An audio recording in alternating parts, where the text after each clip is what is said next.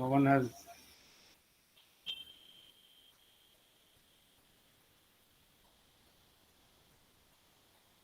joined in the second link. Okay, no problem.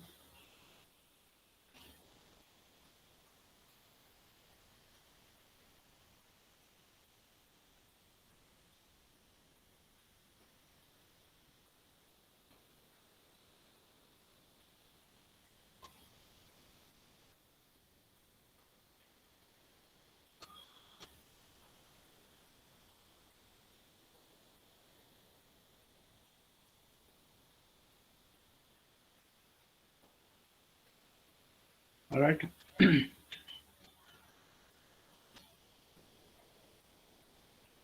So this is where our discussion had stopped in the last session. I think we're discussing about the object code. I had asked you to uh, work on some exercise of SIC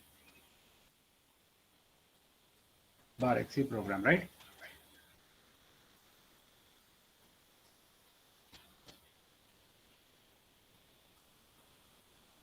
Okay, so this was the part of the program where we had the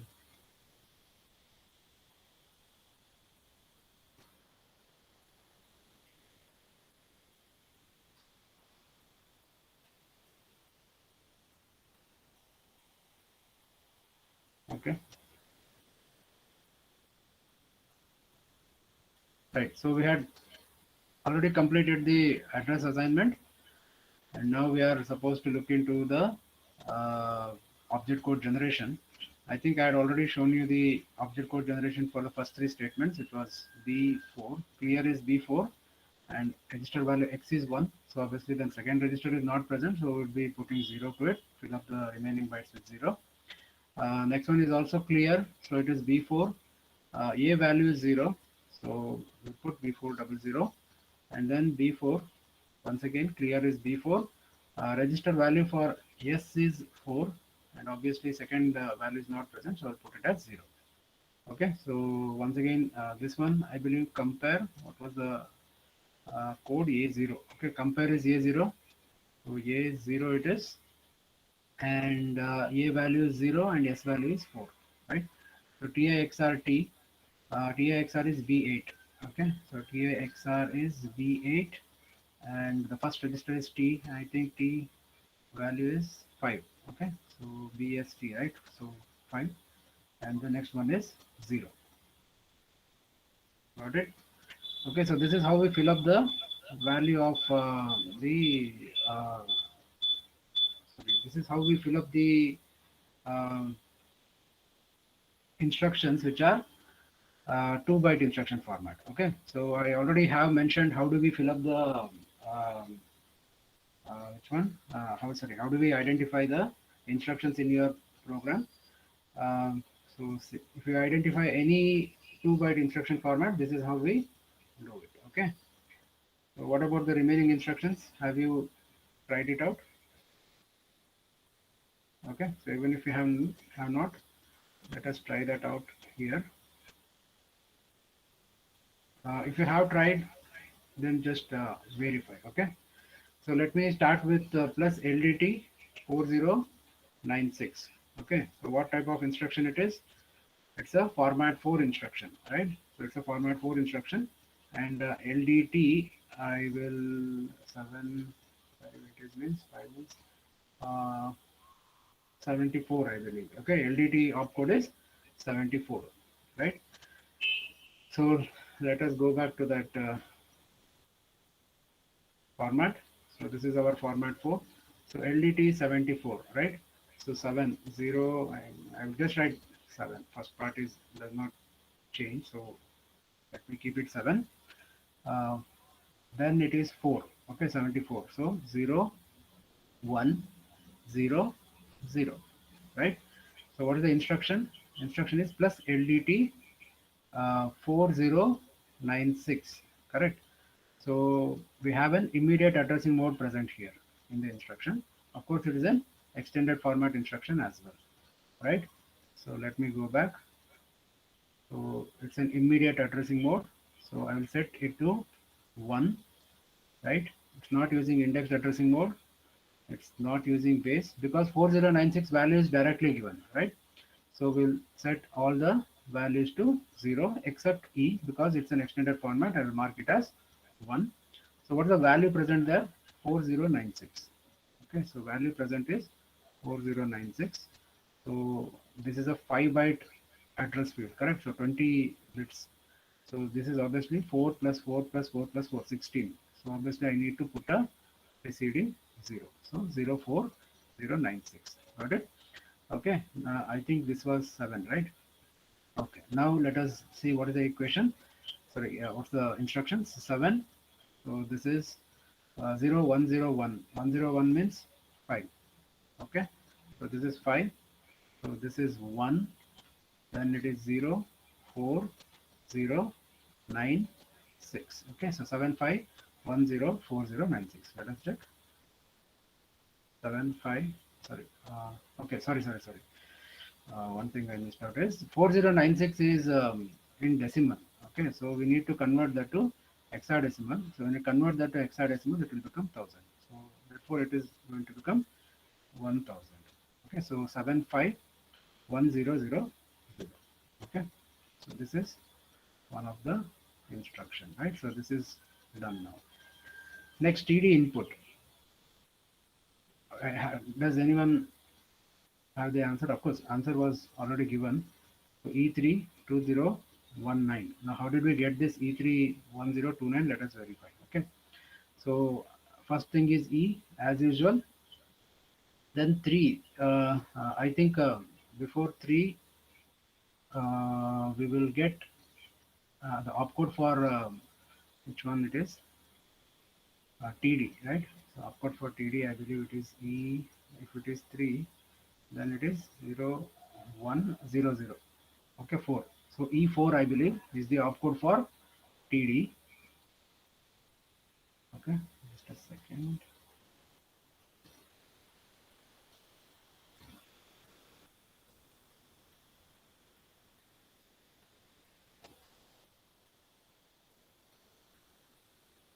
Okay.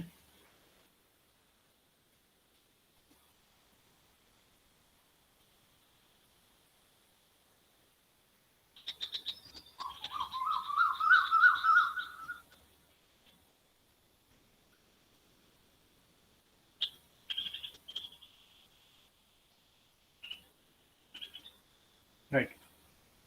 So E4, I believe, is for TD. So E4 is the opcode for TD, I believe. So let us start with E. As usual, E does not change, so I will not write it in the expanded format. 4 is 0, 1, 0, 0, right? So we have got N and I, X, B, P, E, and then the displacement because this is a 3-byte instruction format. Okay. So what is the target address? So target address is input. Okay. So input is present where? It is present at 105C. Okay. So before that, let us set the values of the flag bit. So this is 0. P, I will assume that it is 0. I will assume that P is 1 and E is 0. So I am supposed to calculate displacement like this. So we will use target address which is 105C minus what is the value of PC. So we are here. So obviously PC is pointing to 1043. Okay, 1043. So if you subtract that in hexadecimal, I believe you will get 019. Okay, so we'll write it as 019. Now we write the expanded equation. So in the concised format. So E, so this is 11 now because it's supposed to change. So E, this is 7, right? Okay, sorry, I think 3. What's the? Sir, TD value E0, sir. E0, okay. Sorry, right. I missed out that. So TD value is E0. So now it is 0011, right? So now it is 3. Okay, correct. So now this is the remaining value is 2 and then 0, 1, 9. Okay, so this is how we have got.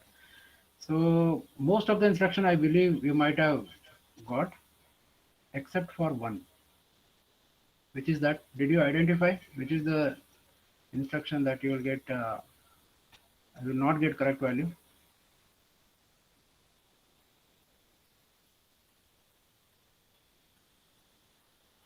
Sorry, STX length. STX length. Okay.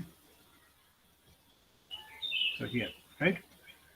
So there is one more instruction here, which is STCH buffer comma X. Okay. Even this one you cannot assemble using PC relative addressing mode. And similarly, this one I believe you cannot assemble using PC relative addressing mode. And there's one more instruction here. If you had observed, it uses a negative displacement. Okay.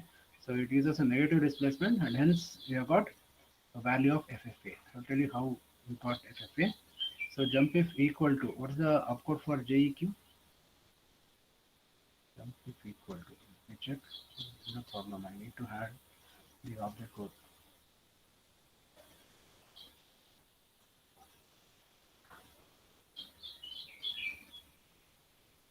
Sorry, because I've shared the screen twice, I'm unable to see your comments, so that's why I'm checking. Jump if equal to is 30. Okay. So jump if equal to is 30. So 3 and then 0. Correct? So 0, 0, 0, 0, N, I, X, B, P, and E. Okay. So target address is, okay, let me fill up this. X is 0, B is 0, P is set to 1, E is set to 0. Now displacement, right? So displacement is target address minus the content of PC. Okay. So target address is R loop. R loop is present at 1040. Okay. Minus the content of PC. See, this is the instruction that we are currently assembling. So PC is pointing to 1046. Okay. Now I get 6. Correct? 40 minus 6, right? So obviously, but this is not positive, this is negative. So minus 6. So it is nothing but 006, but I have to represent it in 2's complement because of the negative value. Okay. So how do I represent that? So 0000, 0000, 010, 110, right? 6 is 110. Okay. Now I want to represent it in 2's complement. So 1111, 1111, and this is 1001, right? So now I need to add 1 to that because of the 2's complement. So 1 plus 1 is 0, 1 carried, so 1, and then this is 0, this is 1, and of course no changes here. So all of them are 1, 1, 1, 1. So check what is the value. So this is F, correct? This is F, and this is 1010, which is A. So write the displacement as FF A. Okay. Now let us check what is the value. So this is 1 and 1 as usual, right? So this is 3. So 0011 is once again 3. So 0010 means 2, and then followed by F, F, A. Got it? So negative displacement instruction that is present here in the program has been handled. Okay. Now coming back to that instruction here, this one, STCH buffer comma X and STX length. Okay. Now why this instruction cannot be assembled using PC is because check out the operand that it refers to. Operand is buffer and operand here is length. Now where they are present, actually they are present in the previous part of the program, right? So previous part of the program actually ended at 0036. So 0036 plus 1000, right? The last instruction was buffer something. So it was supposed to add 1000 bytes to the location counter. So we added 1000 bytes. So we got the value of 1036 here. Okay. And similarly, length is also present at 0033, 33, right? So if you look into the displacement, right? So in this instruction we are using here, this is the instruction that is referring to it. PC value will be pointing to here, but the displacement, look how far it is. Okay, it actually will exceed the 12 bits that we are supposed to use. Okay, I'll show you how. I need the help of the calculator. So somebody can tell me out what is the value that I will get. It would be helpful. Let me start. I think STCH is 54. Okay, so STCH is 54. So 5 and 4. 4 is 0, 1, 0, 0. Right? I'll write it as 0, 1, 0, 0. So NIX BPE. And now I will assume that I'm using PC relative addressing mode. Okay, so I'll set base as 0, PC as 1, and E as 0. Right? Now I need to calculate the displacement. Okay, so what is the target address? Target address. Okay, one more thing. X needs to be set to 1 here. Okay, X needs to be set to 1, and the target address calculation is going to change now. Okay, so it is going to be displacement plus the content of X plus the content of PC. Okay, earlier it was just PC, but because X is also present here, we have set X to 1. So we need to include the contents of the index register, sorry, along with PC. So this is going to be the value. But since X does not contain anything, see, we have put 0 in X. Clear X means what? Put 0 in X. Okay, so right now the value of X is 0. So obviously we may not consider it right now. But in the further calculations, when this loop is getting executed, X value is going to be considered. Okay. So now let us just calculate the value. So what is the target address? Target address is buffer. Buffer, I think it is present at 0036. Okay, let me check. Buffer is present at 0036. Yes, right.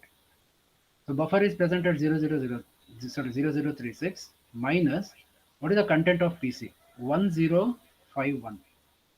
Okay, 1051, right? So of course it's a negative displacement that we are getting. Can someone tell me 1051 minus 36?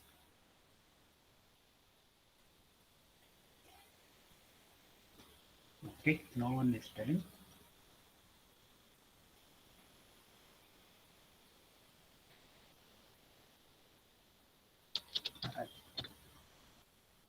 I will only calculate.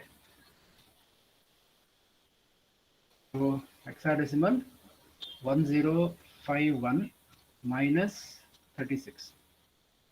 Okay, so we get 101B, right? Look at how many, I hope you are able to see this. Look at how many values are there. Okay, so we have got 4 half bytes, right? Or in other words, we have got 16 bits here. We got an answer of 16 bits, negative 16 bits. Can we represent 16 bits in 12 bits? No, it's not possible, correct? So here, in this case, because it's a format 3 instruction, sorry, format 3 instruction. In a format 3 instruction, what is the maximum bits that can fit into? Maximum bit is 12 bits. But I have got 10 something, right? I got, what is the value I got?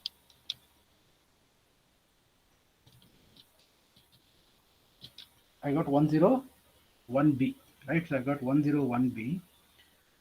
So this is 16 bits. So I got a 16-bit answer, and I cannot fit that 16-bit answer in a 12-bit answer. So now you know that this is exceeding your PC value. Okay, so I cannot put, or I cannot assemble this particular instruction using PC relative addressing mode. Got it? Okay, so what is the second option? Second option is, if not PC, then we are supposed to use base relative addressing mode. Okay, so we'll use the base relative addressing mode now. Now let us check the base relative addressing mode. Okay, so what is the base relative addressing mode? Instruction is STCH 54 as usual. So 5 0 1 0 0. I will write it as 1 1 because as usual we will mark it as 1 1. X will be set to 1, B, P, and E. Okay, so now I'm using B as 1, P as 0, extended format as 0. Okay, now I need to calculate the displacement. So what is the displacement? Target address minus the content of base register now. Okay, what is the content of base register? In base register we have kept the value of length. Okay, that's what this assembler directive says, that in base register we have stored the value of length. So what is the value of length? Length value is 0033. Okay, so it is 0033. We will use that. So target address is of buffer 0036 minus the buffer contains length value which is present at 0033. So what is the value? So I guess I will get 003, right? So I'll write the displacement as 003. Now I will expand the equation. I think it was 5 7, right? So 5 initially. Now this one is 01117, okay, and then 1100, which is C, okay, and then 003. Got it? So this is when you know that you are supposed to use a base relative addressing mode. Okay, so calculate the displacement. If the displacement exceeds those 12 bits in PC relative addressing mode, then it cannot be assembled using PC relative addressing mode. So you have to go with the base. Okay, so when you calculate the value using base relative addressing mode, even if that exceeds 12 bits, then also you are supposed to then you are supposed to go for the extended format. Okay, so this is how base relative addressing mode is used. Okay, I believe one more case of base relative is used in the uh, instruction that was mentioned earlier by one of your friend. I think it is this one, stx length. Right, so I think stx is 10. Okay, stx is 10, value is 10 opcode. So 10 means 1, and then 0 0 0 0 n and I, x, b, p and e. Okay, let us first try with PC, and then because it's not gonna work, we are going to use base. Okay, so let me check that out. If I use the PC relative addressing mode, then we are assembling this particular instruction. PC will be pointing to 1059. Okay, so PC is 1059 minus, okay, what is the target address? Target address is length is 0033. Okay, so you know that 59 minus 33, right? So you'll get 1000 something, right? So it is 4 bits. So once again, I will not be able to fit 16 bits in a 12-bit displacement field. So obviously we cannot use PC relative addressing mode. So what we are supposed to do now? We are supposed to go with the base relative addressing. Okay, so I'll use base now. So x is 0, b is set to 1, p is set to 0, and e is set to 0, right? So now let us calculate the target address and the displacement. So what is the target address? Target address is 0033, length, correct? Minus, what is the content of base register? Base register also contains the same thing, right? So it is nothing but the same reference point. So 0033, I get a displacement of 0. Okay, so 000 is the displacement. Now let us check what is the instruction. So we need to turn this into 1 1. So now it is 1, this is 3, this is what is this, 4, right? So this is 4, and then 000. Got it? So this is how we convert our equation from PC relative to base relative whenever the displacement field is exceeded in PC. Okay, so if it exceeds in base, then obviously the instruction will be changed. Instruction is supposed to be changed actually to an extended format instruction. Like for example, while writing the program itself, okay, in the case of this one, right, plus JSON, whatever we have seen. So all these instructions are extended format instructions written by the programmer itself. Okay, why? Because 1036, correct? So the displacement is quite large, 4096. It exceeds the range of PC also, and it exceeds the range of the base also. Okay, so that's why, because it's a larger displacement, we are using the extended format instruction. Okay, so any doubts here up to this point? How to? I think I explained all the assembly process. Base one was remaining, so I have explained base relative addressing mode also. So any doubts up to this point?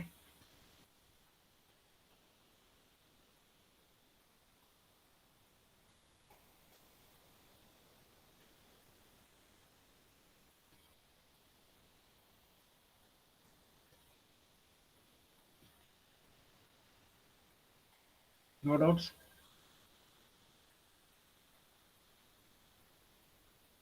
Okay.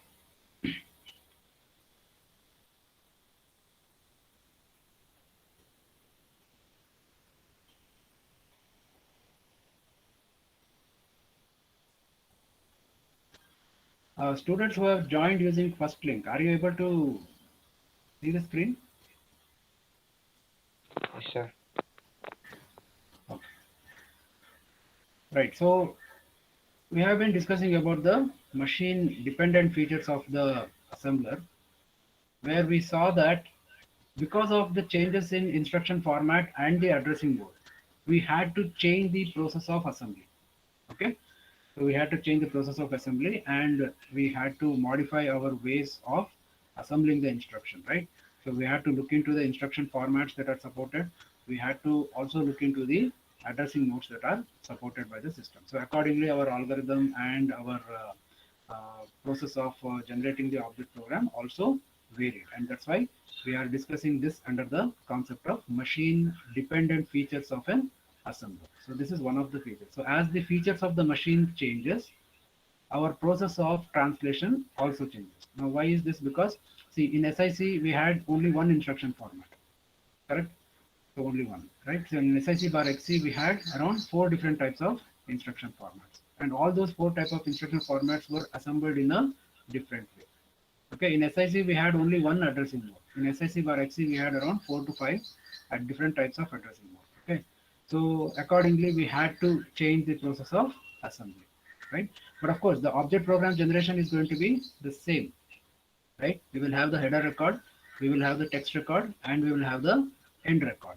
Header record information will be known, end record information will be known if you look into the start assembler directive and the end assembler directive. The text record, obviously, once you have generated the object program like this, you need to put that into your text record. Okay, one thing that you need to remember is that 10 instructions is maximum, right? So 10 into 3, which is how much? 30 bytes. Okay, so, but here, all the instructions are not of the same size. Okay, like for example, this one is a 3-byte instruction format, fine. This is a 3-byte instruction format, fine. But this one is a 4-byte instruction format. Okay, so maximum 30 bytes is what you can accommodate. 30 or less than 30 is what you can accommodate. Okay, so accordingly, number of instructions in your text record is going to change. Okay, so this is one thing that you need to remember. In case of SIC standard model, we can accommodate around 10 instructions of 3 byte size in one text record. But in case of the SIC standard model, the text record format is same. So I can accommodate up to 30 bytes. But that 30 bytes can come from different types of instruction format. So we need to be careful here. Okay. So do not try to fit in more than, I believe, 10 instructions of 3 byte size. Okay, if some instructions are of larger size, then obviously this number is going to reduce. Maybe around 8 instructions you can fill in this particular program. So remaining has to be filled up using the using next text record. Okay, so this is one thing that you need to remember. The format of writing the text record is the same as we have followed in case of SIC standard model. Okay, so I'll not go to that. uh, so this is how the features of machine can affect the process of assembly. Okay. Now, when we were discussing about the program of SIC standard model, I told you that the program which we have considered is a program that is called as relocatable program. Okay, it's called as a relocatable program, right? Now, why do we call it as a relocatable program? Okay, so we know that our systems are multi-programming systems, right? So multi-programming means what?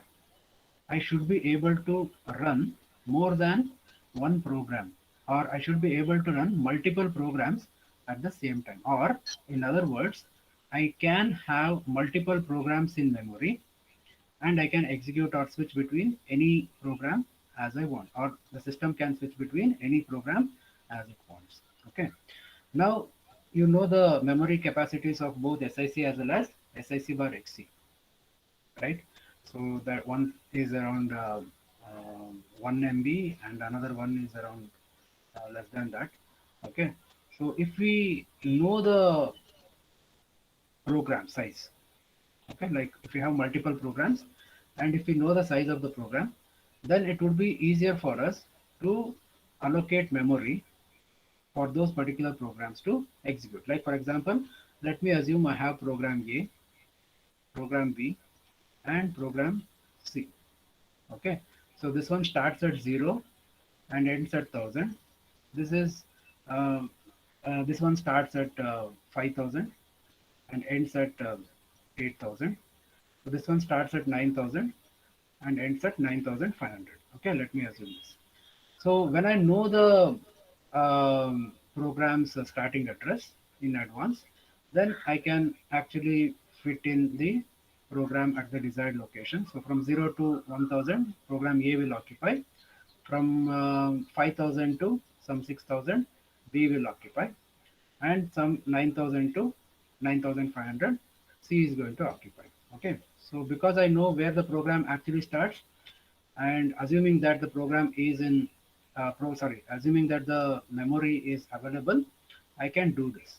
Okay, but normally this does not happen.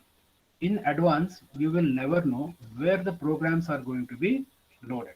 So if your program address is fixed, then what will happen is you will have to wait until the memory location becomes free. Like for example, program A can only run when the memory is available at 00000 to 1000. Okay, if some other program is occupying even the part of a memory, then I cannot load the full program, and that's why I will not be able to run program A. Now same thing goes for other programs also. So if program B is supposed to be run at 5000 to 6000, and if memory is not available, or if some other program is occupying that particular memory at that location, then I will not be able to run program B. Now remember that even if I have space, okay, even if I have space, like for example at 8000, from 8000 to rest of the memory, it is free, but still I will not be able to run program B because it was uh, or it was having a fixed memory location, or it was having a fixed memory address from 5000 to 6000. So it has to be executed at 5000 to 6000. So I cannot run it at 8000 even if the memory is available.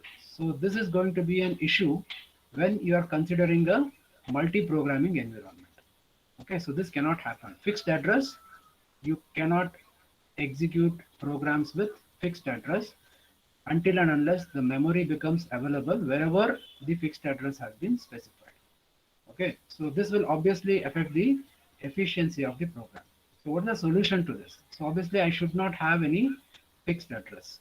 Okay, I should have dynamic addresses, right? Or it should be possible for me to run my program wherever memory is available.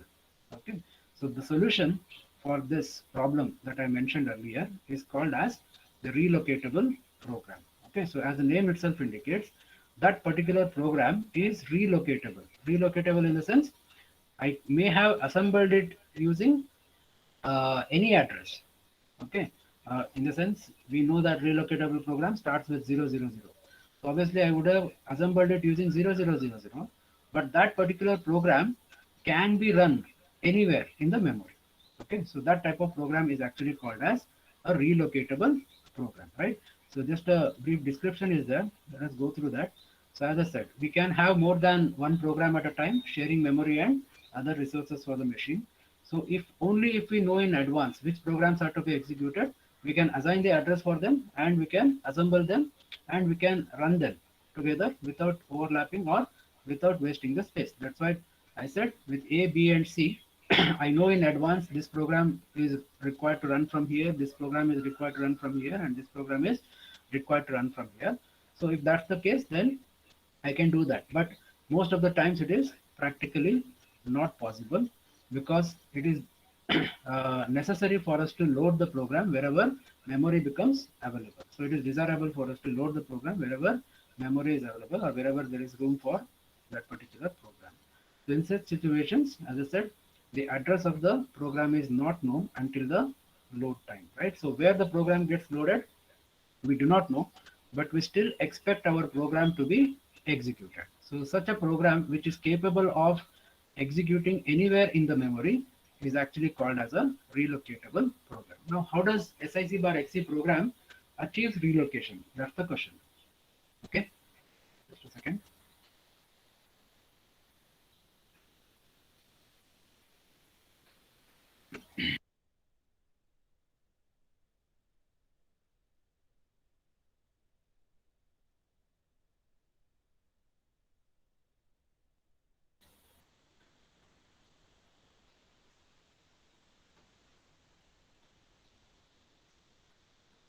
Right. So, how does the SIC bar XC program achieves relocation? Right. So, because of the relative addressing mode that we are using in SIC bar XC, most of the time the program gets relocated automatically. Okay, so let us just look into that later. Since the assembler does not know the actual location where the program is to be loaded, it cannot make the necessary changes in the address used by the program. As I said, that's the problem that I had already explained. So an object program that contains the information necessary to perform this kind of modification is called as a relocatable program, as I said. So any program that is capable of executing anywhere in the memory where memory becomes available. So that type of program is called as a relocatable program. Okay. Now remember that there are certain instructions in a relocatable program that obviously will impose some problem. Okay, but however, we can add some information to the object program such that it becomes relocatable. So this is what the concept of program relocation is. So one thing is we should execute the program anywhere in the memory, irrespective of the starting address of the program with which we have assembled. The second thing is if you have any instructions that will pose some problem, okay, to relocate, then you should add some extra information to your program such that the problem is solved. Okay. Now, how do we achieve this relocation? Let us check. Okay. Now, let us assume that this is the program. Before going to that, let me take one instruction from SIC bar XC. Okay. So I'll take that first instruction, which is STL RET IDR. So what is this? This is 17202D. Okay. 17202D. Right. So what I'm doing here is at 0000, I will write 17202D. Okay. Now why I'm writing at 000 is because, as I said, our program was assembled using starting address of 0. Okay. So first instruction will be at 0000. So this is the memory, main memory. So at main memory, I have loaded this equation, loaded this instruction 17102D, correct? 17102D, right? Now, will this instruction execute at 0? That is what I am supposed to check. Okay, so let us expand this equation, instruction, sorry. So 0001. So 7 is 0111. Okay, next is 1. So it is 0, 0.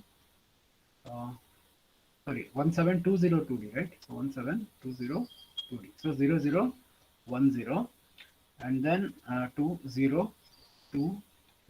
Okay, so this is the displacement field. So these are the flag fields and these are the opcode. Okay, now this instruction has to be executed, right?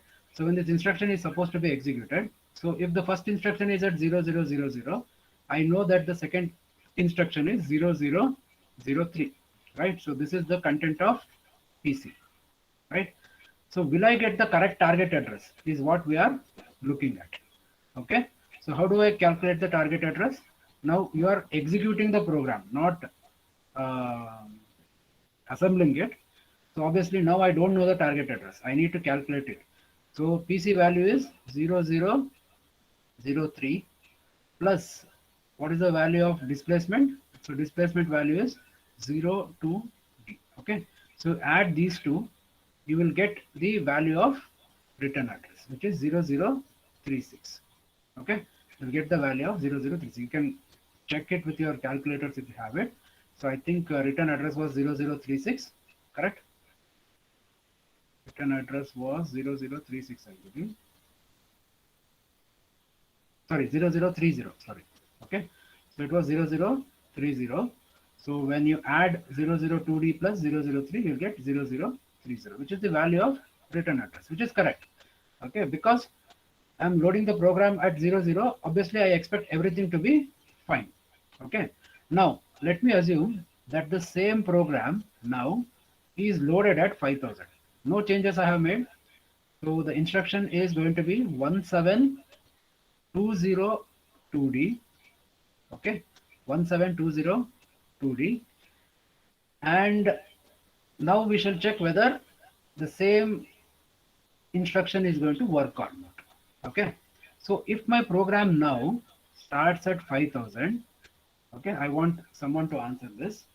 If my program now starts at 5000, okay, so here, okay, before that, so my program started at 0000, so return address was present at 0030, okay, because the address assignment was such, right? Now my program is starting at 5000. Okay, now my program is starting at 5000. So what will be the value of return address?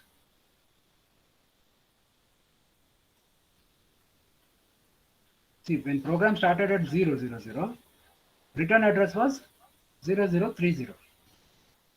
So now my program is starting at 5000. So what will be the value of return address?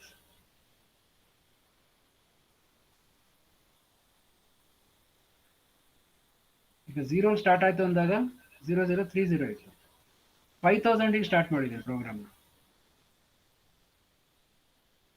What will be the value of return address when it starts at 5000? 5030. Right? Yes, it is 5030. Correct. So now, for example, here, okay, if I start at 8000, right? So just add 8000 to it. So target address is 8030, or return address is 8030. Getting it? Okay. Now that the values have changed, will my instruction still work? That's the question. Will my instruction work? How many of you say it will work? See, instruction is same, loaded in a different part of memory. Okay. So my question is whether this instruction is going to work or not.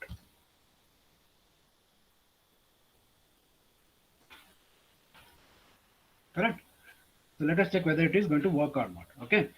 So, okay, once again, same instruction, 1720, correct, 17202D, right? So this is the instruction, right? So now, if my instruction is present at 5000, where is PC pointing to? PC is pointing to next instruction. So if first instruction is present at 5000 means, obviously the next instruction is present at 5003. Okay, so now the PC value has automatically changed if you observe. So previously when the program was loaded at 0, PC was pointing to 0003. Now program is loaded at 5000, first instruction. So obviously PC would be pointing to the next executable instruction, which is present at 5003. Okay, now you observe that here there is no change, correct? But the only thing is I need to calculate the displacement. So sorry, I need to calculate the target address. So now I will calculate the target address. What is the target address? Content of PC. Content of PC is now what? It is 5000. So 5003 plus displacement is 02D. Okay. So 5000 plus 02D, you'll get 5030. Okay, you'll get 5030. So automatically you are getting the target address properly. So what does it mean? It means that any instruction that I have assembled or any instruction that uses a relative addressing mode does not have any problem with relocation. Okay, does not have any problem with relocation. So I can load the same program at address 8000. So when I load it at 8000, automatically PC value gets updated. correct, to 8003, and I will get the starting address correct. I will get the target addresses correct. Okay, so any instructions that is using relative addressing mode does not pose any problem. In fact, it actually helps in relocation. In fact, it helps in relocation. Okay, so all the instructions that we have assembled in case of SIC bar XC, all of them, if they are using any type of relative addressing mode, then we know that all those instructions can be executed anywhere. Okay, but there are some instructions which would pose some problem. Okay, so if relative addressing mode or any instruction that uses relative addressing mode does not pose any problem, then which instruction does? Okay, can format 1 pose any problem if I load it anywhere in the main memory other than the address that has been specified? No, because it does not have any operand only. Okay, so it is not referring to anything, so it's just an instruction. So obviously format 1 also does not pose any problem. Does format 2 pose any problem? No, because they are referring to registers. Okay, they are not referring to any memory location here. So they are referring to registers. So obviously, no matter where you load them, like you put B410 here in this location, so it still works because opcode is there, operands are there, right? So no memory location. So obviously, that is also not going to pose any issues. Even format 3 is also not going to face any issue because most of the time format 3 are assembled using PC or base relative addressing mode, so we will not have any issues with that. Okay, so what might pose a problem is the format 4. A second.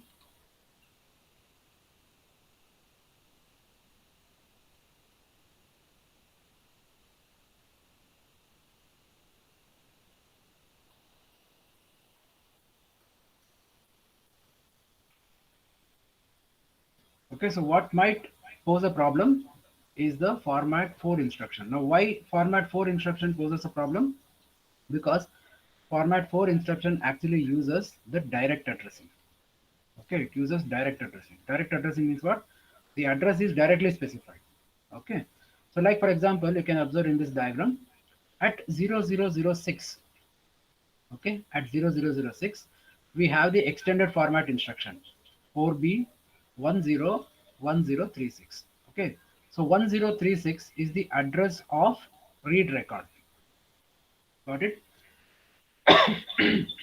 So 1036 is the address of read record.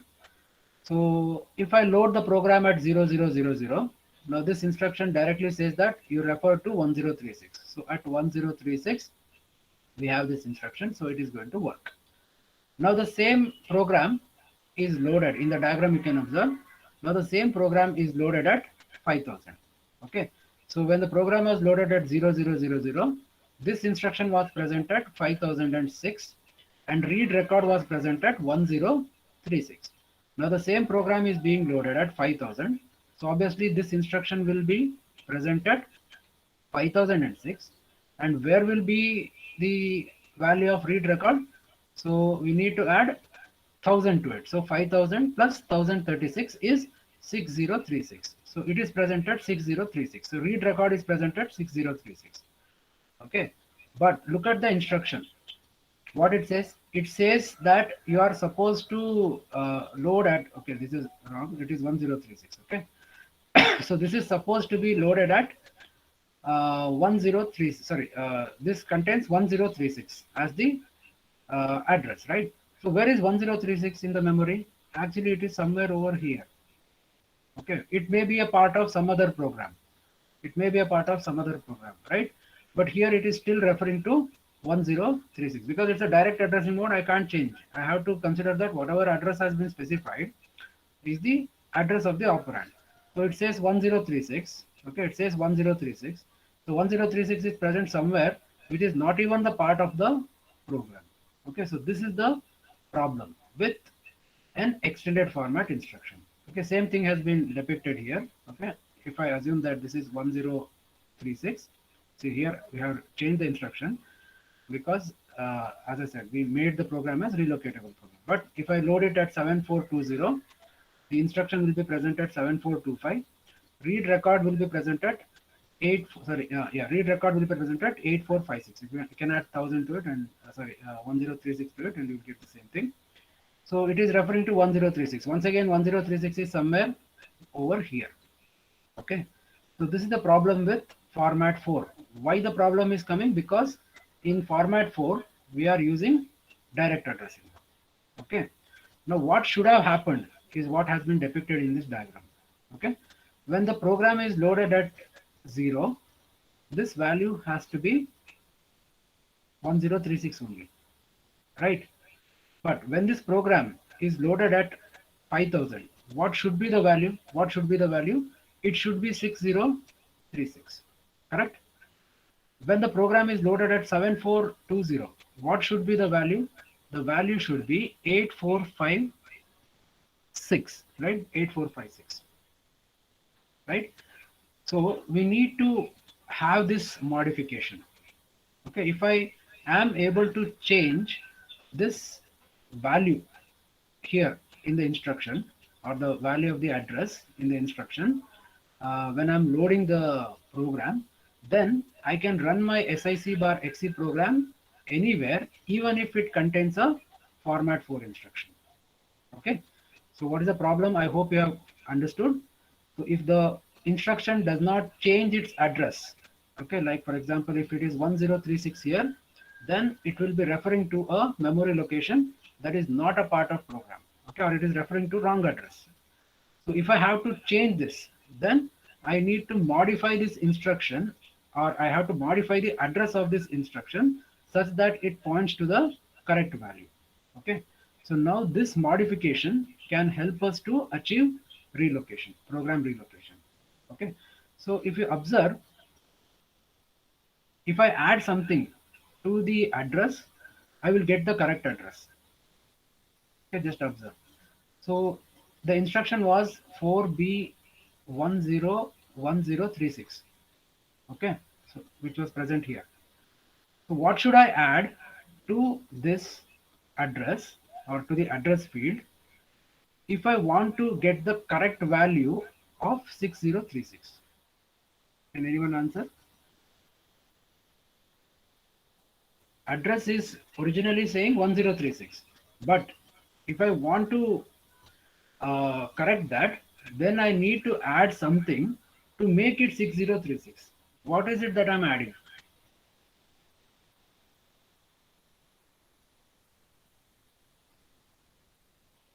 The original address 1036 ಇತ್ತು ಆಯ್ತಾ. ಈಗ ಅದನ್ನ ನಾನು 6036 ಮಾಡಬೇಕು. So ಏನೇನು add ಮಾಡ್ತಾ ಇದ್ದೀನಿ?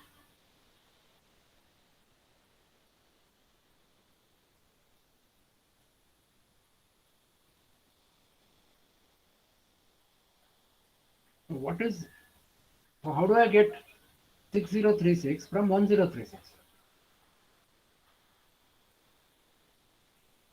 Okay, or in other words, how do I get 8456 from 1036?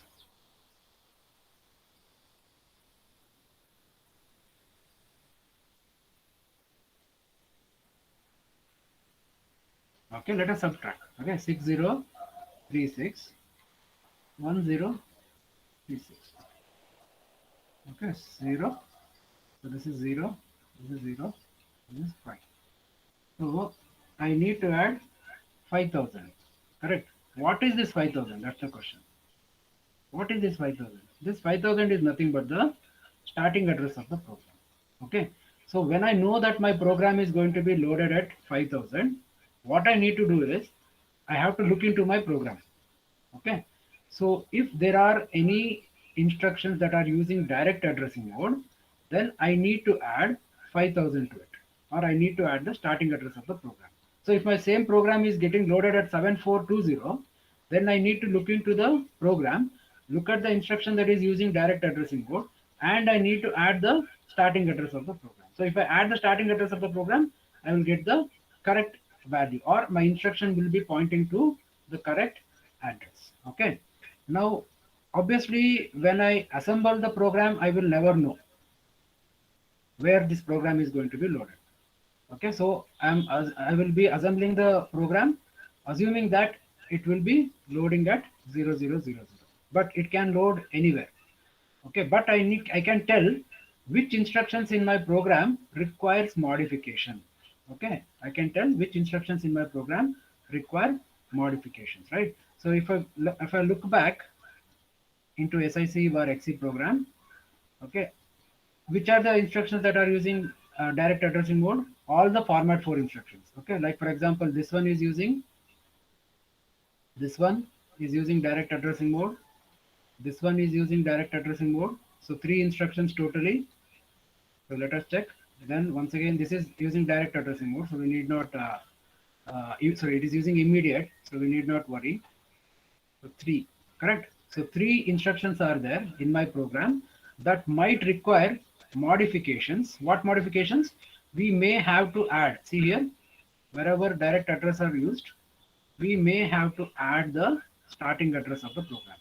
So ಎಲ್ಲೆಲ್ಲಿ ಡೈರೆಕ್ಟ್ ಅಡ್ರೆಸ್ ಇದೆ ಅಲ್ಲಿಗೆ ನಾವು ಸ್ಟಾರ್ಟಿಂಗ್ ಅಡ್ರೆಸ್ ಆಡ್ ಮಾಡಿದ್ರೆ ಅವಾಗ ಈ entire ಪ್ರೋಗ್ರಾಮ್ನ we can execute anywhere, because these 3 are the instructions which will give us problems.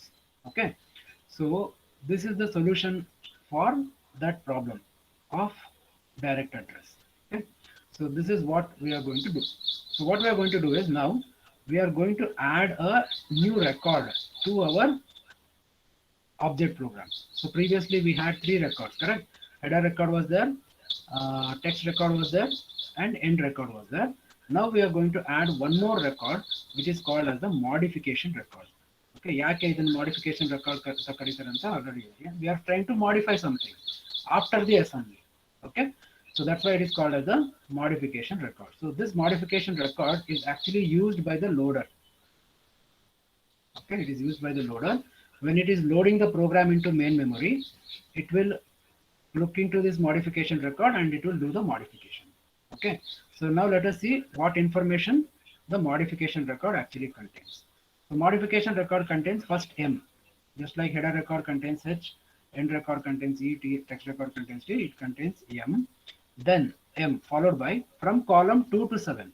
Okay, from column 2 to 7, 2, 3, 4, 5, 6, 7. Okay, from column 2 to 7, this will contain the starting location of the address field to be modified. Okay, starting location of the address field to be modified relative to the beginning of the program. Okay, address field of that particular instruction. Address field of that particular instruction. Okay, so for example, the instruction was 4B101036. Okay, 4B101036. So just a second.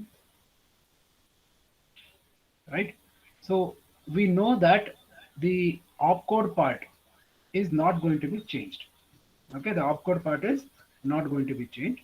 So if the instruction is present, I believe the instruction was present at 0006, I believe. Let's check. Correct, it is, yes, it is present at 0006. So if this instruction is present at 0006, okay, 1 byte is opcode. Okay, it is 6 bits, but obviously I cannot skip 6 bits, so obviously I have to skip 1 byte. Okay, so what we'll do is we'll skip 1 byte and we'll specify the starting address of the program as starting address of the address field as 00007. Okay, so instruction is present at 6, we will skip 1 byte. Why I am skipping 1 byte is because I know that the opcode value does not require any modifications.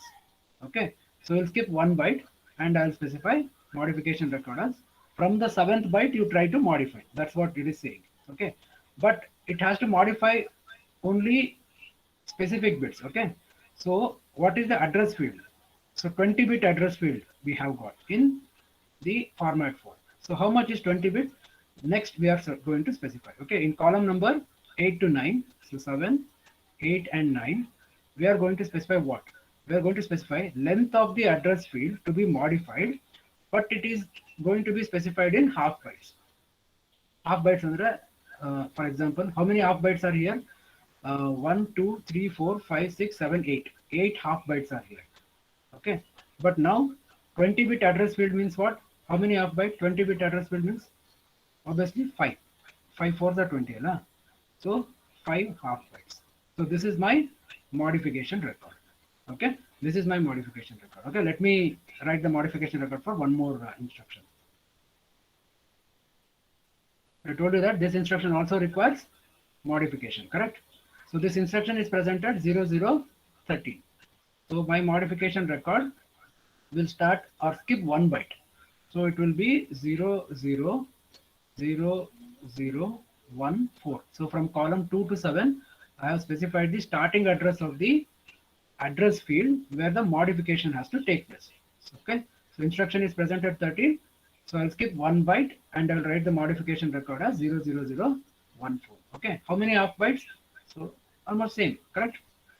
See here, 1/2 byte, D is 1/2 byte, 5 is another half byte, 0, 1, 0. So how many half bytes are there? 5 half bytes are there. So this is how I'm going to write the modification. Can you write the modification record for this?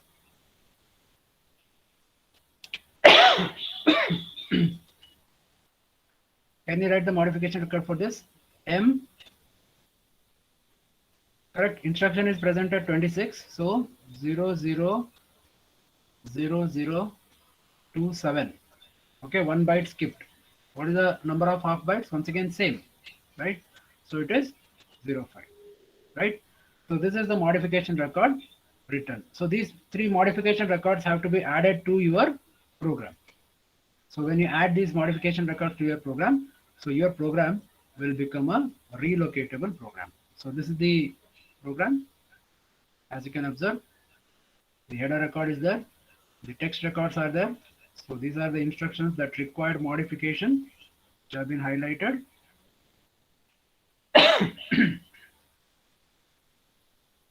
Okay, so for these instructions, they have written the modification record. Okay, so as you can observe, M0000705, M0001405, M0002705. Okay, so this is how we achieve program relocation. Okay, so with a simple addition of a record, we are able to run our program anywhere.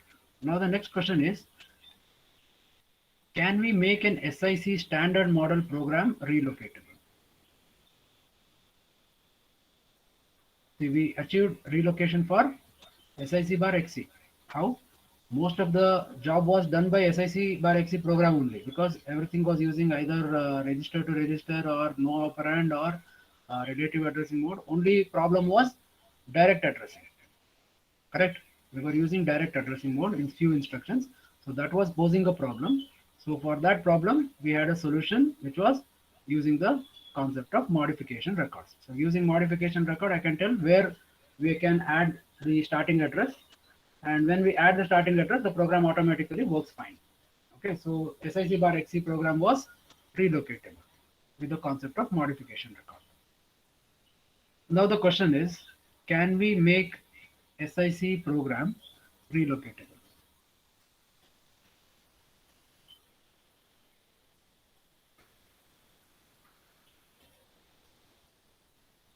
So answer is either yes or no.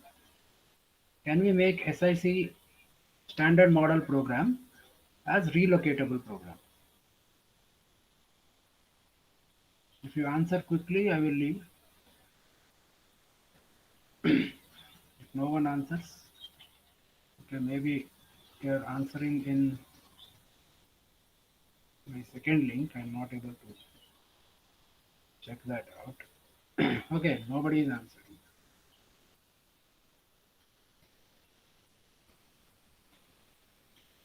So the answer is either yes or no.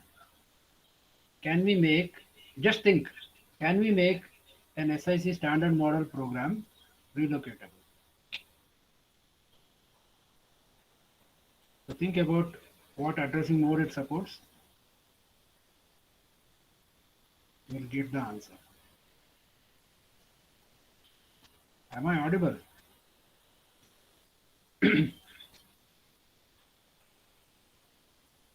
So no one has the answer.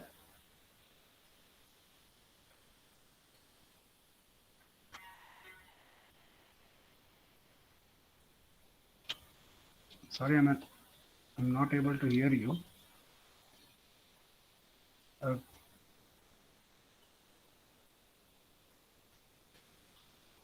anyone have answer for my question? Can we make SIC standard model program a relocatable program?